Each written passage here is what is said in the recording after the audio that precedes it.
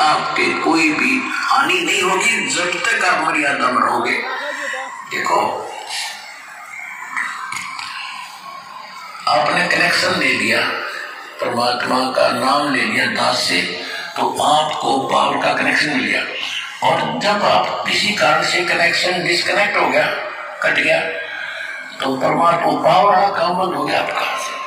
ना पंखा चलेगा, ना ट्यूब जलेगी, तो हानि होगी। है ये अध्यात्म मार्ग का एक ऐसा सिस्टम है कि आप एक इन्वर्टर हैं और दास ने आपका चार्जर लगा दिया।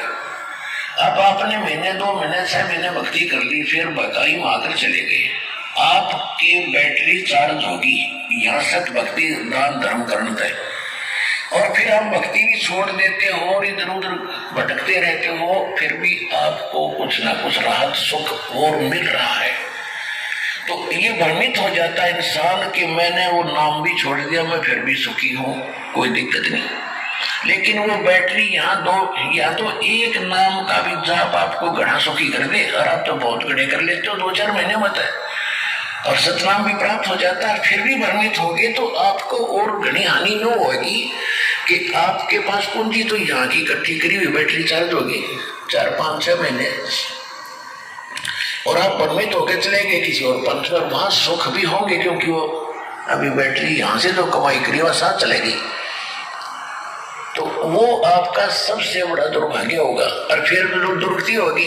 दास ने खूब देखा है, सन 1994 से दास दीक्षा दे रहा है गुरुदेव के आदेश अनुसार, और उस समय जो नाम लेते थे, कोई 1 वर्ष भक्ति करता था, कोई 2 वर्ष करते थे। ज्ञान ये वेदों और गीता वाला ज्ञान तो दास को 2001 में प्राप्त हुआ है। उससे पहले तो परमात्मा की वाणी से ज्ञान सुनाता था और लाभ भी खूब होते थे। भ्रमित कर दिया उनको, वो चले गए छोड़ छाड़ के। अब दास देख रहा है कि 10-10 वर्ष में ग्रहण मट्टी करवा के दुर्गति करा के वापस आने लग रहे, ना कर रहे, सर्वनाश करा लिया।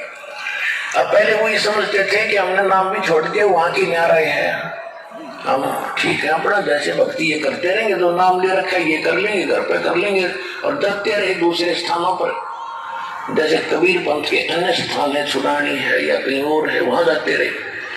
उनकी फिर जो बैटरी थी वह डिस्चार्ज होनी थी, जो यहाँ भक्ति करी 1-2 साल, और फिर उनके वही भूत लगे नाचने।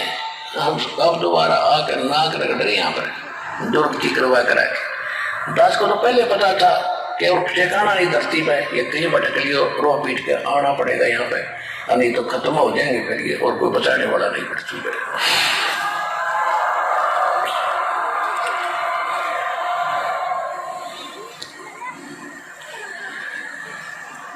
इसलिए परमात्मा की जो भक्ति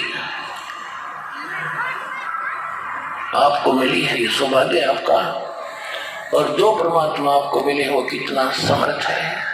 थोड़ी सी आपको कथा सुनाते हैं। परमात्मा की महिमा में लिखा है कि वो परमात्मा स्वयं आते हैं, यथार्थ ज्ञान कराते हैं, और यथार्थ ज्ञान करा करके वो अपनी महिमा से पुण्य आत्माओं को परिचित कराते हैं। इसी लीला करते हुए परमात्मा 600 वर्ष पहले कबीर भगवान आए थे, सतलोक से आए थे सशरीर, और एक शिशु छोटे से बालक का रूप धारण करके लहर तारा तालाब में कमल के फूल पर काशी में प्रकट हुए थे। वहां से नीरू नीमा नाम के दुल्हा धानक उठा ले गए थे। निसंतान थे, संतान की तरफ पालना की।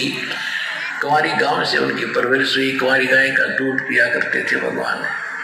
5 वर्ष के होते ही वो बड़े बड़े विद्वानों के छक्के छुड़ाने लगे। मुल्ला और काजियों के को पछाड़ दिया दाता ने। अब उधर से तो मुसलमानों के वो मुल्ला और काजी पीर भगवान से दुखी कि ये हमारी रोजी रोटी खराब करेगा। उधर से हिंदुओं के ये पंडित आचार्य शंकराचार्य ये दुखी कि ये धानक का लड़का बात ऐसी बताता है कि हमें पास जवाब नहीं, और बड़ी सभा में पूछ लेता प्रसन्न, हमारी बेइज्जती करता है। और वो इतने चतुर थे, परमात्मा सच्ची कहते थे, तुम्हारी पुस्तक में ऐसे लिखा, तुम बोल ऐसे नहीं हो। वो पढ़ भी लेते थे, फिर भी क्योंकि समाज अशिक्षित था, बका देते थे कि क्या जाने दुल्हा ये शिक्षा ग्रहण की नहीं, संस्कृति जानता नहीं, झूठा है, कपटी है। केवल ये था कि तुम्हारी रोजी रोटी बने रहे, बेइज्जती ना हो। अब परमात्मा दोनों धर्मों को समझाया करते थे, कहीं भी खड़े हो करके अपनी अमृतवाणी सुनाया करते थे।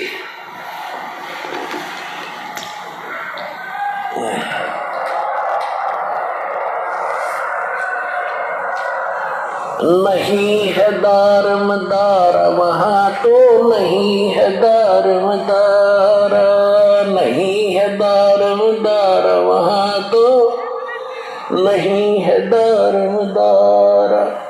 कबीर साहब कहा करते कि तुम यहां दावा बांधे बैठे हो, कोई कहते हिंदू अच्छे हैं, कोई कहते मुसलमान अच्छे हैं, कोई कहते हमारा ज्ञान अच्छा है, हम महंत हैं, हम फलान हैं, हम काजी, हम मुल्ला हैं। कहते वहां पर ये तुम्हारी दाल नहीं गलेगी, भगवान के दरबार में तो सच्ची भक्ति काम आवेगी। क्या कहते थे भगवान?